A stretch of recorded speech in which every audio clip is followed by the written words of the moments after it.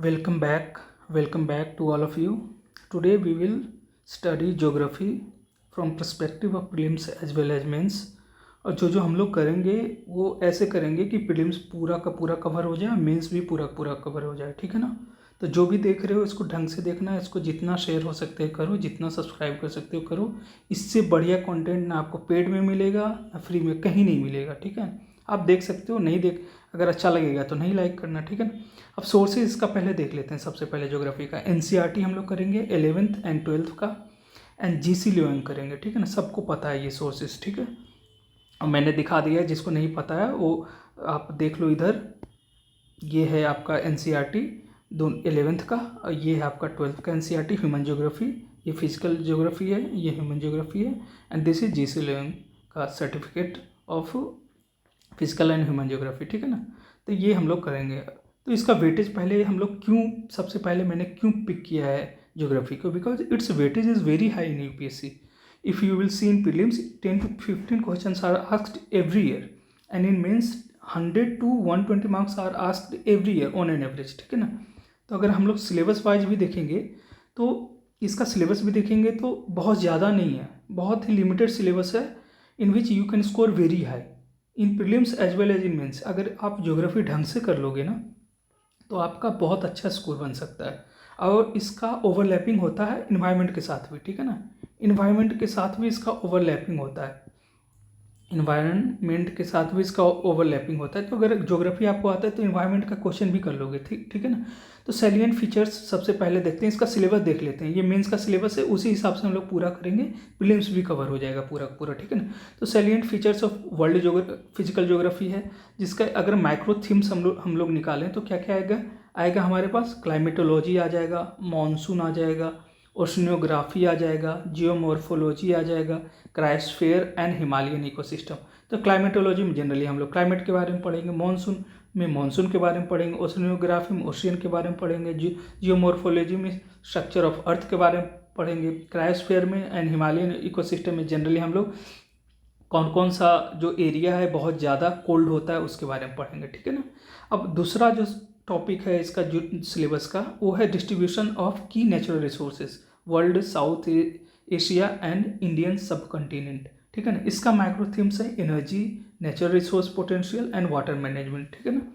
इस बार क्वेश्चन भी आया था एनर्जी के ऊपर कि कहाँ कहाँ वर्ल्ड में कहाँ कहाँ पेट्रोलियम रिजर्व्स पाए जाते हैं। इस बार 2025 में पूछा गया ये क्वेश्चन, ठीक है ना। अब आगे आ जाते हैं। तीसरा, factors responsible for location of primary, secondary and tertiary, it has overlapping with economics, ठीक है ना। इकोनॉमिक्स में भी हम लोग पढ़ते हैं हम लोग ज्योग्राफी में, इसीलिए इसका नाम है इकोनॉमिक ज्योग्राफी, ठीक है ना। ह्यूमन ज्योग्राफी होता है, ऐसे इकोनॉमिक ज्योग्राफी होता है, ठीक है ना। तो ऐसे इसका micro themes primary sector, secondary sector, tertiary sector. अगर किसी ने दिया है प्रीलिम्स इस बार का, आपको पता होगा कि इस पर क्वेश्चन भी पूछा गया, लगातार 2 साल से इसी से रिलेट करके क्वेश्चन पूछ रहे हो लोग, ठीक है ना। अब आ जाते हैं 4th नंबर पे, important geophysical phenomena such as earthquake, tsunami, volcanic activity, cyclones. हर साल 1 से 2 क्वेश्चन इस पर रहता है, एवरी ईयर 1 और 2 क्वेश्चंस, ठीक है ना। प्रीलिम्स में भी रहेगा, मेंस में भी रहेगा, हर साल एवरी ईयर, ठीक है ना। तो साइक्लोन इसमें है, डेजर्टिफिकेशन है, लैंडस्लाइड है, वॉल्केनिक एक्टिविटी। अभी वॉल्केनो कहाँ पे इरप्ट हुआ है बताओ, कोई इथोपिया में, ठीक है ना। अब क्लाउड बर्स्ट आपको पता है 2 साल पहले भी क्वेश्चन पूछा जा चुका है क्लाउड बर्स्ट पर। ट्विस्टर 2024 में पूछा जा चुका है कि गल्फ ऑफ मैक्सिको में क्या पाया जाता है, क्या होता है, तो ट्विस्टर, ठीक है ना, ट्विस्टर वहाँ पे बनता है, ठीक है ना। अब आ जाओ 5th नंबर पे, geographical features and their location, changes in critical geographical features including water bodies and ice caps and in flora and fauna and the effects of some changes, ठीक है ना। तो इसका micro themes it has overlapping with environment, जो हम लोग का subject है इन्वायरमेंट, उससे ओवरलैप करता है। मैंने बोला ना अभी पहले क्लास के पहले बोला कि geography and physical geography and environment has some topics overlapping with each other, ठीक है ना। तो हम लोग ऐसे करके पढ़ेंगे कि इन्वायरमेंट के क्वेश्चन से ज्योग्राफी के क्वेश्चन बना देंगे, ज्योग्राफी के क्वेश्चन से इन्वायरमेंट के क्वेश्चन बना देंगे, ठीक है। अब आ जाते हैं क्लाइमेटोलॉजी, सबसे ज़्यादा इम्पोर्टेंट जो टॉपिक है आपका ज्योग्राफी का वो क्लाइमेटोलॉजी है, और ये सबसे वास्ट भी है, इसलिए इसको सबसे अच्छा से करेंगे, ठीक है ना। तो इसमें हम लोग सबसे पहले क्या करते हैं कि क्लाइमेटोलॉजी समझते हैं होता क्या है। तो देखो क्लाइमेटोलॉजी, लॉजी से का मतलब क्या होता है, स्टडी। अब क्लाइमेटोलॉजी, क्लाइमेट का मतलब क्लाइमेट, क्लाइमेट का स्टडी को हम लोग साइंटिफिक स्टडी को ही हम लोग क्लाइमेटोलॉजी कहते हैं, ठीक है ना। और क्लाइमेट में हम लोग क्या क्या पढ़ेंगे, वेदर पैटर्न पढ़ेंगे, टेम्परेचर पढ़ेंगे, प्रेसिपिटेशन पढ़ेंगे, समझ में आ रहा है, ये सब पढ़ेंगे। अब एक बहुत ही कॉमन क्वेश्चन पूछा जाता है, that what is difference between climate and weather, ठीक है ना। तो वेदर याद रखना, it is a local phenomena, local phenomena होता है and it is of short duration. जैसे कि आपने न्यूज़ में भी सुना होगा कि आज का वेदर क्या है, आपने ये नहीं सुना होगा कि एक साल का वेदर क्या है, ठीक है ना। अगर ऐसा आपने सुना होगा तो मुझे बता देना कमेंट सेक्शन में, ठीक है ना। ऐसा नहीं होता है, क्लाइमेट होता है बहुत ही लॉन्ग ड्यूरेशन का average, like 50 years, 30 years, generally it is greater than 30 years का एवरेज लिया जाता है, ठीक है ना। दिस इज कॉल्ड क्लाइमेट, ठीक है। और वो एवरेज होता है कितने का, over many years in one specific. जैसे इंडिया का मैं क्लाइमेट बोलूँगा, मैं बोलूँगा इंग्लैंड का क्लाइमेट बोल।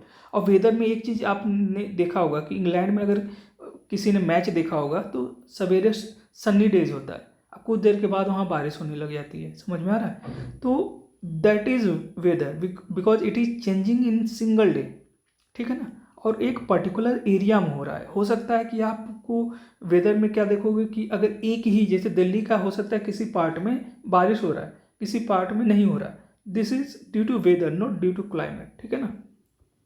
तो ये डिफरेंस है वेदर एंड क्लाइमेट में। अब आ जाते हैं, एक क्वेश्चन भी पूछा जा चुका है प्रीलिम्स में 2022 और 23, आई डोंट रिमेंबर, 2022 और 23 में क्लाइमेट एक्शन ट्रैकर पूछा जा चुका है, ठीक है ना। क्या होता है, 2022 में शायद पूछा था, ठीक है ना।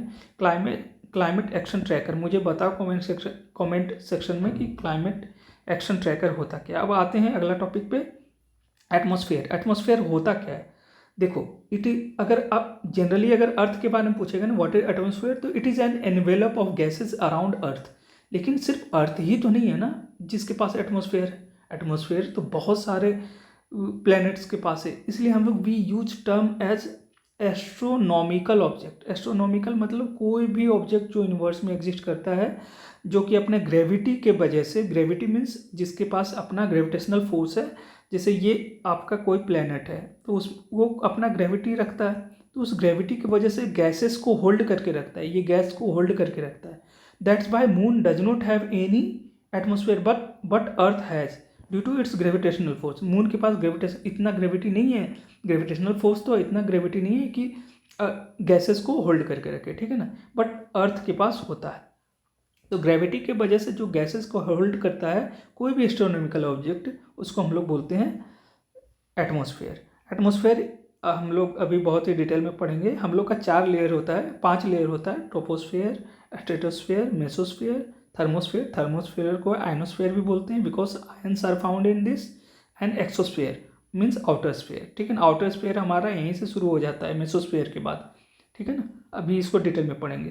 तो 99% of the total mass of atmosphere is confined to 32 kilometre from the earth surface. 32 kilometre कहाँ तक पाया जाता है, आपका स्ट्रेटोस्फेयर, मतलब स्ट्रेटोस्फेयर तक जाते जाते लगभग सारा एयर खत्म हो जाता है, लगभग मीन्स 99% हमारा एयर वहीं, उसका मास वहीं तक रहता है, ठीक है। अब आ जाते हैं, एयर इज कलरलेस। ये क्वेश्चन पूछा जा सकता है कि एयर का कोई कलर होता है क्या, नो इट इज़ कलरलेस। अगर कहीं पे एयर में आपको कलर दिखाई दे रहा है मीन्स इट इज़ पोल्यूटेड। अभी जैसे दिल्ली का स्थिति देख लो भाई, यहाँ पे सभी जगह कलरफुल एयर दिखाई देंगे आपको, फ्लावर से भी ज़्यादा, ठीक है ना। अब आ जाते हैं कंपोजिशन ऑफ एटमॉस्फेयर। तो कंपोजिशन ऑफ एटमॉस्फेयर में हम लोग क्या क्या देखेंगे, it is composed of gases, water vapour and dust particle. सबको अच्छा से एक्सप्लेन करेंगे, गैसेस क्या होता है, वाटर, सब पे क्वेश्चन पूछा जा चुका है, पहले याद रखना। गैसेस पे पूछा जा चुका है क्वेश्चन, वाटर वेपर पे क्वेश्चन पूछा जा चुका है, ठीक है ना। डस्ट पे पूछा जा चुका है, PM 2.5, PM 10, सब पे क्वेश्चन पूछा जा चुका है, ठीक है। तो याद रखना हमारा एटमॉस्फेयर में ये परमानेंट गैसेस है, परमानेंट गैसेस की बात कर रहा हूँ मैं। टेम्पररी गैसेस बहुत सारा, मीथेन है, ये सब बहुत सारे गैसेस हैं, लेकिन परमानेंट गैसेस यही सब होते हैं। तो इनमें 4 तो पहले का याद रखना ही है। सबसे ज़्यादा क्या होता है, नाइट्रोजन, उसके बाद ऑक्सीजन, फिर हमारा कन्फ्यूजन शुरू हो जाता है, आर्गन ज़्यादा होता है, कार्बन डाइऑक्साइड ज़्यादा होता है। तो याद रखना है, उसके बाद होता है आर्गन, उसके बाद होता है कार्बन डाइऑक्साइड, ठीक है ना। और लास्ट का याद रख लेना हाइड्रोजन। हाइड्रोजन क्वेश्चन क्या पूछ सकता है पता है कि हाइड्रोजन और हीलियम में सबसे कम कौन सा पाया जाता है एटमॉस्फेयर में, तो आंसर विल बी हाइड्रोजन, ठीक है ना।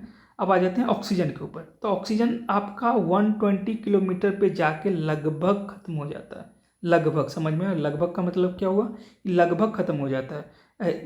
खत्म तो अगर आप देखोगे तो ट्रोपोस्फेयर में ही आप ऊपर में जाओगे, ट्रोपोस्फेयर के बाद तो एकदम बहुत ही कम मिलेगा आपका ऑक्सीजन। बट 120 ये एनसीईआरटी का लाइन है, इसलिए मैंने डायरेक्ट यहाँ पे लिख दिया है, ठीक है ना। 120 किलोमीटर पे लगभग वो खत्म हो जाता है। अब आ जाते हैं कार्बन डाइऑक्साइड। तो carbon dioxide and water vapour are found only up to 90 kilometre. ये भी याद रखना, फैक्ट है ये सब समझने वाली बात नहीं है, टोटल फैक्ट है। 90 किलोमीटर तक जाके लगभग खत्म हो जाता है ये। अब आ जाते हैं गैसेस। तो गैसेस में हम लोग क्या क्या पढ़ेंगे, कार्बन डाइऑक्साइड पढ़ेंगे। तो कार्बन डाइऑक्साइड याद रखना है, इस कार्बन डाइऑक्साइड को अच्छा से एक्सप्लेन कर देता हूँ आपको, ठीक है ना। देखो ये अपना सन है, सन से रे जा रहा है, तो सन का जब रे आता है ना तो इट हैज़ हाई एनर्जी, और हाई एनर्जी है तो इसका फ्रीक्वेंसी भी ज़्यादा रहेगा। और more is energy, more is frequency, ठीक है ना। फ्रीक्वेंसी उतनी ज़्यादा रहेगा, और laser will be wavelength, wavelength, ठीक है ना। वेवलेंथ छोटा रहेगा, ठीक है ना। एक मिनट, तो वेवलेंथ उसका छोटा रहेगा।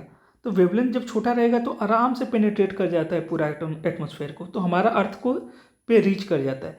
बट जैसे ही ये हाई एनर्जी जो रेज हैं अर्थ पे आ जाता है तो अर्थ इसको एब्जॉर्ब कर लेता है। अर्थ जैसे उसको एब्जॉर्ब करता है तो इसका एनर्जी घट जाता है। एनर्जी जैसे ही घटता है इसका वेवलेंथ बढ़ जाता है, और जैसे वेवलेंथ बढ़ता है तो अब ये इसको ऊपर जाने ही नहीं देता है कार्बन डाइऑक्साइड। तो carbon dioxide acts as a blanket for the incoming radiation from the earth. Means terrestrial radiation जो अर्थ से हो रहा है, अर्थ का जो रेडिएशन हो रहा है, जो रिलीज कर रहा है, उसको हम लोग टेरेस्ट्रियल रेडिएशन बोलते हैं, उसको बाहर जाने नहीं देता है। This is called green house gas effect. तो ग्रीन हाउस गैस इफेक्ट में सबसे अगर ज़्यादा इंपॉर्टेंट भूमिका कोई निभाता है ना तो वो है कार्बन डाइऑक्साइड। ऐसे मैं बताऊंगा सबसे ज़्यादा इंपॉर्टेंट क्या होता है। सबसे ज़्यादा अगर ग्रीन हाउस गैस का जो फैक्टर होता है वो वाटर वेपर के थ्रू होता है, बट अगर कोई गैस जो बढ़ रहा है धीरे धीरे एटमॉस्फेयर में वो है carbon dioxide. It is more dangerous for our earth. समझ में आ रहा है। तो और कार्बन डाइऑक्साइड सबसे ज़्यादा अभी किससे ज़्यादा प्रोड्यूस होता है, तो फॉसिल फ्यूल। समझ में आ रहा है, मैंने ये पूरा का पूरा समझा दिया अच्छा से कि कार्बन डाइऑक्साइड ओपेक होता है किसके लिए, आउट गोइंग के लिए। आउट गोइंग मतलब जो जा रहा है ना उसके लिए ओपेक की तरह काम करता है, जाने नहीं देता है due to high wavelength. Wavelength बढ़ जाता है, मैंने बताया क्यों बढ़ जाता है वेवलेंथ, क्योंकि एनर्जी घट गया ना, अर्थ ने ऑब्जर्व किया कुछ एनर्जी तो उसका एनर्जी घट गया। अब उस तो एनर्जी घटेगा तो वेवलेंथ बढ़ेगा। वैसे जब आ रहा था तो उसके लिए वो ट्रांसपेरेंट की तरह काम करता है, क्योंकि लो वेवलेंथ होता है, हाई फ्रीक्वेंसी तो वो आ जाता है, एनर्जी ज़्यादा होता है, ठीक है ना। Absorbs part of terrestrial radiation, कुछ तो एब्जॉर्ब कर लेता है ये कार्बन डाइऑक्साइड, अब कुछ को रिफ्लेक्ट बैक कर देता है। यही होता है उसको पूरा अर्थ को गर्म मेंटेन करने के लिए। इस बार क्वेश्चन भी आया था 2025 में प्रीलिम्स में कि अगर कार्बन डाइऑक्साइड नहीं रहेगा, ग्रीन हाउस गैसेज नहीं रहेंगे तो अर्थ का टेम्परेचर क्या -18 डिग्री चला जाएगा, ऐसा क्वेश्चन था। समझ में आ रहा है। तो yes, that statement was correct, ठीक है ना। तो ग्रीन हाउस गैस इफेक्ट क्या होता है, जिससे कि हमारा टेम्परेचर मेंटेन रहे अर्थ का, ठीक है ना। तो increase temperature of the earth due to green house gas impact. मैंने बता दिया volume of all other permanent gas in atmosphere is constant. ये भी याद रखना कि सारे जितने भी परमानेंट गैस है सबका वॉल्यूम लगभग कॉन्स्टेंट होता है, लेकिन कार्बन डाइऑक्साइड का राइज कर रहा है ड्यू टू फॉसिल फ्यूल्स की वजह से, ठीक है। ओजोन अब क्या होता है, ओजोन हमारा कहाँ पाया जाता है बताओ, स्ट्रेटोस्फेयर में। स्ट्रेटोस्फेयर में पाया जाता है और इसका जनरली 10 to 50 किलोमीटर के हाइट पे पाया जाता है ये। और फिल्टर, और ये तो जानते हो अल्ट्रावायलेट रेज को ये फिल्टर करता है, हम तक नहीं पहुंचने देता है, नहीं तो ये कैंसर हो जाएगा हम लोग को, स्किन कैंसर हो जाएगा। आपका जो जितने प्लांट देख रहे हो उसमें उसके प्लांट्स के जो लीव्स हैं वो ख़त्म होने लग जाएंगे ड्यू टू अल्ट्रावायलेट रेज, उससे हम लोग को बचाता है। अब देखो फॉर्मेशन कैसे होता है, मानो ऑक्सीजन है, इसका फॉर्मूला पहले याद रखना O3 होता है। और ये फॉर्मेशन कैसे होता है, नेचुरल प्रोसेस है, ठीक है ना। तो O2 है, ऑक्सीजन है उस एटमॉस्फेयर में, उसमें अल्ट्रावायलेट रेज आ रहा है और उसको डिसोसिएट कर देता है, ये बन जाता है फ्री रेडिकल, वो डॉट और ये इलेक्ट्रॉन है, ठीक है ना, फ्री रेडिकल बन गया। अब फ्री रेडिकल फिर से रिएक्ट करेगा ऑक्सीजन के साथ फिर से, ठीक है ना, और ये बना देगा O2, ये O3 है। ये प्रोसेस चलती रहता है, ये प्रोसेस ओजोन बनने का चलते रहता है। और याद रखना है इसका थिकनेस कितना होता है, 3 mm, बहुत ही थिन होता है भाई, इसलिए याद रखना बहुत ही थिन होता है, ये बहुत ज़्यादा थिक नहीं होता है। तो 3 mm को ही हम लोग 300 DU भी बोलते हैं, डॉप्सन यूनिट। याद रखना, ये क्वेश्चन पूछा जा सकता है कि बता डॉप्सन यूनिट किसका मेजरमेंट का यूनिट है, तो आप बताना कि ये ओजोन लेयर का मेजरमेंट का यूनिट है, ठीक है ना, डॉप्सन। और अगर आपसे कोई पूछा जाए कि ओजोन होल में क्या पूरा गायब ही हो जाता है क्या ओजोन, नहीं, ऐसा नहीं होता, ओजोन होल में पूरा गायब नहीं होता है ओजोन, 220 डॉप्सन यूनिट तक पहुंच जाता है, पूरा नहीं गायब होता है, ठीक है ना। अब आ जाते हैं नोट पे। Not all ozone is good for earth. Question पूछा जा चुका है कि अर्थ का पे जितने भी ओजोन क्या सब फायदेमंद नहीं। जो ग्राउंड लेवल पे बनता है ना ओजोन, जो हमारा पोल्यूशन की वजह से बनता है, वो नहीं है अच्छा, वो हमारे हेल्थ के लिए, लाइक रेस्पिरेटरी सिस्टम के लिए it is not good for health, ठीक है ना। अब मैंने ये बता दिया, टोपोस्फेयर 0 to 10 किलोमीटर होता है, उसके बाद ओजोन लेयर आ जाता है, स्ट्रेटोस्फेयर 10 to 50 किलोमीटर पे आ जाता है। अब आ जाते हैं वाटर वेपर पे। वाटर वेपर क्या होता है, वेरिएबल, क्वेश्चन पूछा जा चुका है 2024 प्रीलिम्स में, ये मैं गलत भी किया था कि वाटर वेपर क्या है, तो मैंने बहुत ज़्यादा दिमाग लगा दिया था कि water vapour how can it be gas. मैं बहुत बॉयल्स लॉ, चार्ल्स लॉ, पता नहीं क्या कौन कौन सा लॉ लगाने लग गया था, but it is a gas, right, it is a variable because water exist in 3 forms, solid, liquid and gas, so there should be no confusion in it is a gas, ठीक है ना, a variable gas है ये, means कहीं पे ज़्यादा रहेगा कहीं पे कम रहेगा। डिक्रीजेज विद एल्टीट्यूड, जैसे जैसे ऊपर जाओगे, हाइट जैसे जैसे बढ़ेगा तो इसका डेंसिटी घटते जाता है, ठीक है ना, इसका डेंसिटी वाटर वेपर का घटते जाता है। वार्म एंड वेट ट्रॉपिक्स में, जहाँ पे ज़्यादा मॉइस्चर है, वेट ट्रॉपिक्स, उसमें 4% एयर बाय वॉल्यूम रहता है। याद रखना है, क्वेश्चन पूछा जा चुका है, ज़्यादा होता है वहाँ पे बाय वॉल्यूम, वहाँ पे ज़्यादा होता है वाटर वेपर, ठीक है ना। And dry and cold area of desert में ये कम होता है, 1% होता है, ठीक है ना, डायरेक्ट क्वेश्चन पूछा जा चुका है, ठीक है ना। अब आ जाते हैं absorbs parts of the insolation. अब ये करता क्या है वाटर, जैसे ये है आपका अर्थ, यहाँ वाटर वेपर है, तो जैसे ही आएगा वहाँ से रेडिएशन, तो ये कुछ इसका जो इंसुलेशन आ रहा है, दिस इज इनकमिंग रेडिएशन को इंसुलेशन बोलते हैं, क्या बोलते हैं, इंसुलेशन। तो इसको जैसे जैसे आ रहा है ये रेडिएशन बाहर से, सन से, उसको एब्जॉर्ब कर लेता है, कुछ पार्ट को एब्जॉर्ब कर लेता है, कुछ पार्ट को रिफ्लेक्ट भी कर देता है वापस, ठीक है ना। और ये जो एब्जॉर्ब उसको जब कर लेता है ना, तो this helps in preserving the heat of earth, ठीक है ना, helps earth neither becoming too cold nor too hot, ठीक है ना, ये भी ग्रीन हाउस गैस की तरह काम करता है। Contributes to the stability and instability in the air. Air आपको पता है एयर क्या हो सकता है, टर्बुलेंस कॉज कर सकता है एयर, लाइक साइक्लोन आ गया, कुछ भी आ गया, तो वो स्टेबिलिटी भी मेंटेन करने में हेल्प करता है, इंस्टेबिलिटी में भी हेल्प करता है, ठीक है ना, दोनों काम कर सकते हैं। यहाँ क्वेश्चन में भी आज कि सबसे ज़्यादा, यही मैं पूछ रहा था, सबसे ज़्यादा ग्रीन हाउस गैस इम्पैक्ट में सबसे ज़्यादा योगदान किसका है, तो इट इज़ वाटर वेपर, ठीक है ना। अब आ जाओ main component of green house gas impact, green house gas, तो सबसे ज़्यादा वाटर वेपर, उसके बाद आएगा कार्बन डाइऑक्साइड, उसके बाद अदर गैसेस। अब आ जाते हैं डस्ट पार्टिकल। डस्ट पार्टिकल क्या होता है, तो सी सॉल्ट से बन सकता है, फाइन सॉल्ट से बन सकता है, स्मोक सूट, जो आप जो स्मोक देखते हो उसमें छोटे छोटे पार्टिकल्स होते हैं, स्मोक सूट, पोलन ग्रेन्स, ये याद रखना, ऐश, जो आपका जो कुछ भी बर्न करते हो उससे जो पार्टिकल्स निकलते हैं उसको ऐश बोलते हैं। और फिर ये हो गया पोलन ग्रेन्स, जो भी फ्लावर्स है, पुष्पा वाला नहीं, पुष्पा नहीं है ये फ्लावर्स, ये फ्लावर जो हम लोग देखते हैं उसमें पोलन ग्रेन्स होते हैं, वही एयर के साथ इधर उधर चला जाता है, वो दिस इज ऑल्सो कंसिडर्ड है डस्ट पार्टिकल, ठीक है ना। डस्ट जो हो गया आपका PM2.5, PM10, क्वेश्चन पूछा जा चुका है 2022 में कि PM2.5 क्या करता है, PM10 क्या करता है, ठीक है ना। डिसइंटीग्रेटेड पार्टिकल्स ऑफ मीटियोर्स, ठीक है ना, ये भी क्वेश्चन पूछा जा सकता है कि क्या मीटियोर्स का पार्टिकल्स को भी हम लोग डस्ट कंसिडर कर सकते हैं। और याद रखना है it acts as a hygroscopic nuclear. Hygroscopic का मतलब क्या होता है, समझो, ये आपका कोई पार्टिकल है, ठीक है ना, ये पार्टिकल है, तो इसके आसपास अगर मॉइस्चर है तो ये क्या करेगा, इस पर आके चिपकना शुरू कर देगा, this is called hygroscopic nature, कि इस पे आके वो कंडेंस होगा और वो फिर नीचे आके गिर जाएगा। इसलिए क्लाउड में बोला जाता है क्लाउड सीडिंग हाइग्रोस्कोपिक मेथड पे ही किया जाता है। क्लाउड सीडिंग में हम लोग क्या करते हैं, अभी दिल्ली में हुआ था ना, यहाँ पे हम लोग क्या करते हैं, कुछ कुछ पार्टिकल डालते हैं और उसमें क्या होता है, आसपास के जो क्लाउड आके चिपकने लग जाते हैं, हैवियर होते हैं, फिर नीचे फॉल कर जाते हैं। ठीक है ना।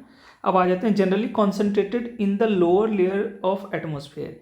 ये जो आपका जो डस्ट पार्टिकल होता है थोड़ा हैवियर होता है, तो lower layer of atmosphere like troposphere में ये पाया जाता है। ठीक है ना। और transported to great height by convectional current. Convectional current क्या होता है, जो ऊपर जाता है directly, it is called convectional current. एक होता है एडवेक्शनल करंट, एडवेक्शनल करंट ऐसे जाता है। ठीक है ना। अब आ जाते हैं, the higher concentration of dust particle is found in subtropical and temperate region. Direct question पूछा जा चुका है प्रीलिम्स 2025 में कि कहाँ पे ज़्यादा डस्ट पार्टिकल पाया जाता है, तो आंसर इज टेम्परेट रीजन। ठीक है ना। एंड क्यों पाया जाता है, due to dry winds in comparison to equatorial polar region. ठीक है ना। अब आ जाओ structure of atmosphere. Structure of atmosphere में हम लोग पढ़ेंगे density of atmosphere, highest near the surface of earth, decreases with increasing height. अब देखो डेंसिटी क्या होता है, आपका अर्थ का पार्टिकल्स है ना, ये सब एयर पार्टिकल्स है, तो एयर पार्टिकल जैसे जैसे ऊपर जाएगा ना, जैसे जैसे ऊपर जाएगा वो जैसे जैसे ऊपर जाएगा उसका डेंसिटी घटते जाएगा, क्योंकि ठंडा होते जाता है। ठीक है ना। ठंडा जैसे जैसे होते जाएगा एक दूसरे से दूर होते जाएगा। ठीक है ना। और उसका डेंसिटी घटते जाएगा ऊपर जैसे जैसे एडियबेटिकली राइज करता है, एडियबेटिकली राइज करता है। ठीक है ना। एडियबेटिकली राइज करता है, तो ऊपर जैसे जैसे जाओगे तो जितने देखो ये आपका अर्थ है, तो यहाँ आप जितने भी एटमॉस्फेयर के पार्टिकल्स हैं अर्थ के ग्रेविटी के कारण नीचे चिपके रहते हैं, तो नीचे आप देखोगे सबसे ज़्यादा डेंसिटी रहेगा, और जैसे जैसे ऊपर जाओगे डेंसिटी घटते जाएगा। ठीक है। अब आ जाओ 5 डिफरेंट लेयर्स अर्थ का, मैंने ऑलरेडी बता दिया, ट्रोपोस्फेयर, स्ट्रेटोस्फेयर, मेसोस्फेयर। इसमें देखो क्वेश्चन क्या क्या पूछ सकता है कि बताओ एरोप्लेन किस लेयर में चलता है, तो एरोप्लेन आपका स्ट्रेटोस्फेयर में चलता है। क्लाइमेट सबसे ज़्यादा इम्पैक्ट कहाँ पे होता है, ट्रोपोस्फेयर में होता है। फिर अगर मिटियोर कहाँ पे आके गिरता है, तो मेसोस्फेयर में आके गिरता है। फिर थर्मोस्फेयर में क्या होता है, थर्मोस्फेयर का एक नाम और होता है आयनोस्फेयर। ठीक है ना। आयनोस्फेयर में क्या होता है, आपका रेडियो वेव्स यहीं से रिफ्लेक्ट होता है, रेडियो वेव्स। ठीक है ना। एक्सोस्फेयर में तो आप जानते हो आउटर स्पेस हो गया हो, और एक्सोस्फेयर और थर्मोस्फेयर में ही याद रखना हमारा सैटेलाइट भी आना शुरू हो जाता है, सैटेलाइट। ठीक है ना। ये हो गया आपका हमारा। अगर कोई आपसे कोई पूछेगा कि स्पेस स्टेशन कहाँ पे है, तो ये थर्मोस्फेयर में है, और सैटेलाइट थर्मोस्फेयर के बाद में पाया जाता है। और दूसरा एक चीज़ और याद रखना कि कार्बन लाइन एक होता है। कार्बन लाइन किसको बोलते हैं, जो आउटर स्पेस और इनर स्पेस के बीच में जो लाइन है ना, इसके बाद से आउटर स्पेस शुरू हो जाता है, this is called carbon line. ठीक है ना। अब आ जाओ, ये मैंने बता दिया। अब ये एक चीज़ और देख लेते हैं कि जैसे जैसे ये हमारा यहाँ तक है ट्रोपोस्फेयर, तो ट्रोपोस्फेयर तक जैसे जैसे हम लोग जाएंगे, जैसे जैसे जाएंगे ऊपर हाइट, तो हमारा टेम्परेचर देख रहे हो घटते जा रहा है। कहाँ तक आ गया, लगभग -55 सेंटीग्रेड तक आ गया, समझ में आ रहा है, डिग्री सेल्सियस तक आ गया। ठीक है। अब यहाँ पे जैसे आओगे, this is called tropopause. Tropopause में क्या हो, टेम्परेचर कांस्टेंट है, देख रहे हो टेम्परेचर नहीं बढ़ रहा है, न घट रहा है न बढ़ रहा है, तो कांस्टेंट हो गया। क्यों, और कोई क्वेश्चन ये पूछ सकता है कि ट्रोपोस्फेयर में आपका टेम्परेचर क्यों घट रहा था, तो देखो जैसे जैसे आप ऊपर जा रहे थे, तो आपका जो अर्थ के थ्रू जो रेडिएशन है, अर्थ के थ्रू जो ऊपर रेडिएशन जा रहा था वो घटते जा रहा था। तो जैसे जैसे घटते जा रहा था अर्थ का रेडिएशन, तो आपके पास हीट भी जैसे जैसे ऊपर जाओगे तो हीट कम पहुंचेगा आपके पास, तो आपके पास हीट कम पहुंचेगा तो टेम्परेचर डाउनफॉल होते जाएगा। लेकिन जैसे यहाँ तक पहुँचेगा ट्रोपोस्फेयर तक, उसके बाद से फिर से आपका टेम्परेचर बढ़ना शुरू हो जाएगा। कब तक ये बढ़ेगा, लगभग 5 डिग्री सेल्सियस तक। ऐसा याद रखना, कभी भी 0 डिग्री सेल्सियस से ज़्यादा नहीं होता है टेम्परेचर, ये ध्यान रखना। ऐसा नहीं कि 20 डिग्री सेल्सियस पे आ जाएगा यहाँ पे टेम्परेचर, नहीं, बढ़ेगा but up to 5 degree Celsius के आसपास तक आके रुक जाएगा। ठीक है। अब क्यों बढ़ता है स्ट्रेटोस्फेयर में जाके आपका temperature, because of ozone layer. Ozone layer क्या करता है, हीट एब्जॉर्ब करता है, हीट जब एब्जॉर्ब करता है तो वहाँ तक आपका टेम्परेचर वो बढ़ाते रहेगा, लेकिन जैसे यहाँ तक पहुँचोगे फिर से ये कांस्टेंट हो जाएगा, और जैसे ही फिर से कांस्टेंट होगा स्ट्रेटोस्फीयर में आ गए हो, और फिर जैसे कांस्टेंट होगा उसके बाद अब तो ऊपर में ख़त्म हो गया, ओजोन लेयर भी ख़त्म हो गया, तो फिर से घटना शुरू हो जाएगा। ये घटते घटते कहाँ तक चला जाएगा, ये लगभग आपका 90 डिग्री सेल्सियस पे चला जाता है, 90 के आसपास, ठीक है ना, 95 के आसपास चला जाता है, -95 के आसपास चला जाता है ये घट के। अब ये तो पूरा घट गया, टेम्परेचर आपका पूरा घट गया, लेकिन अब जैसे ही ऊपर जाओगे आपका टेम्परेचर बढ़ना फिर से शुरू हो जाता है। रीज़न कि अब तो डायरेक्ट इंसोलेशन मिल रहा है सन का, डायरेक्ट इंसोलेशन मिलने के कारण वो बढ़ते जाएगा, ठीक है ना।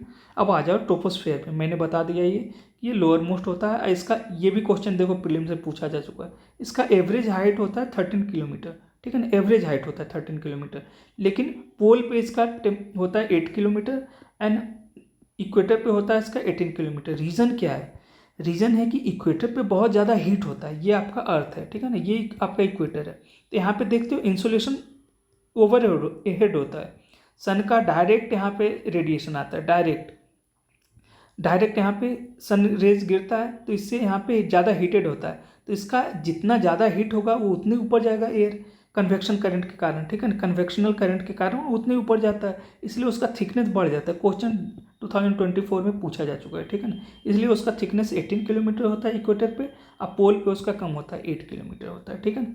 अब contains dust particle, water vapour इसी में पाया जाता है। ऑल चेंजेस इन क्लाइमेट, मैंने बोला है क्लाइमेट में जितने चेंज होते हैं ट्रोपोस्फेयर में ही होते हैं, और temperature in this layer decreases at the rate of, ये भी याद रखना है कि एक जैसे जैसे ऊपर जाओगे, ट्रोपोस्फेयर के ही सिर्फ बात कर रहा हूँ मैं, जैसे जैसे ऊपर जाओगे 1 degree Celsius at every 165 metre decreases. समझ में आ रहा है, 1 डिग्री जैसे आप 165 मीटर जैसे ऊपर गए 1 डिग्री सेल्सियस आपका घट गया, ठीक है ना। This is called normal lapse rate, ठीक है। नॉर्मल लैप्स मीन इतना डिग्री सेल्सियस आपका घटेगा 165 मीटर ऊपर जाने के बाद, ठीक है ना। अब आ जाते हैं ट्रोपोस्फायर, तो वो तो आपको पता है कि उसके ये जो रीजन आप दिख रहा है ना आपको, ये किसके किसके बीच में, स्ट्रेटोस्फेयर एंड ट्रोपोस्फेयर के बीच में जो ये रीजन है उसको ट्रोपोपाउस बोलते हैं। यहाँ पे टेम्परेचर क्या होता है, टेम्परेचर नियरली कांस्टेंट होता है। अब आ जाते हैं स्ट्रेटोस्फेयर। स्ट्रेटोस्फेयर में क्या होता है कि एबव ट्रोपोपाउस 50 किलोमीटर तक जाता है, कंटेंस ओजोन लेयर, मैंने ऑलरेडी बता रखा है ये आपको। पैसेंजर एरोप्लेन इसी में चलते हैं, क्यों चलते हैं, बिकॉज ऑफ लेसर टर्बुलेंस नहीं मिलेगा उनको, क्लाउड नहीं मिलेगा, फ्यूल एफिशिएंसी बढ़ेगी। अब आ जाते हैं मेसोस्फेयर में 80 किलोमीटर तक मेसोस्फेयर होता है, किसके ऊपर स्ट्रेटोस्फेयर के ऊपर, ठीक है ना।